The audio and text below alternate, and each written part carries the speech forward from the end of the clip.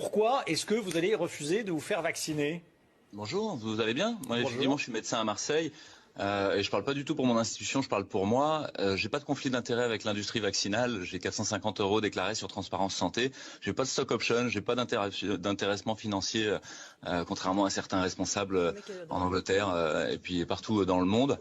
Et puis, je suis porte-parole d'un collectif de soignants, de médecins, de chercheurs, d'universitaires, de hauts fonctionnaires, d'artistes, de gens qui travaillent même dans les ARS, de restaurateurs, de citoyens, de parents. Je suis extrêmement honoré d'être leur porte-parole. Et effectivement, et on cherche à sortir de la peur, on cherche à rouvrir l'espace du débat démocratique et scientifique. Je pense qu'il est complètement verrouillé par l'urgence. Louis Fouché, quand Comment disent vos confrères, ils sont, ils vous comprennent ou pas? Non. Alors, je vais essayer de visser quelque chose dans votre tête, en fait, le visser dans votre crâne. Il y a deux principes fondamentaux en médecine qui datent d'Hippocrate. Et le premier, c'est d'abord ne pas nuire, primum non nocere. Et le deuxième, c'est de peser la balance des bénéfices et des risques. Qu'est-ce que ça veut dire peser la balance des bénéfices et des risques? Ça veut dire, est-ce que vous prendriez un avion pour New York dont vous n'êtes pas absolument sûr que son train d'atterrissage fonctionne? Ça, c'est le risque. Et puis, pour ce qui est du bénéfice, c'est est-ce que vous prendriez un avion pour New York s'il risque d'aller à Moscou ou Chicoutimi?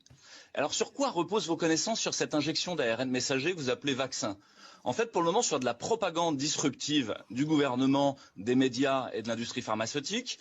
Et puis l'autre point que vous avez sur les AMM conditionnels de l'Agence européenne du médicament, qui sont basés sur les seules données de Pfizer pour le vaccin de Pfizer, et sur les données de l'ANSM, l'Agence nationale de sécurité du médicament, qui est basée sur les seules données de l'Agence européenne du médicament, basée elle-même sur les seules données de Pfizer.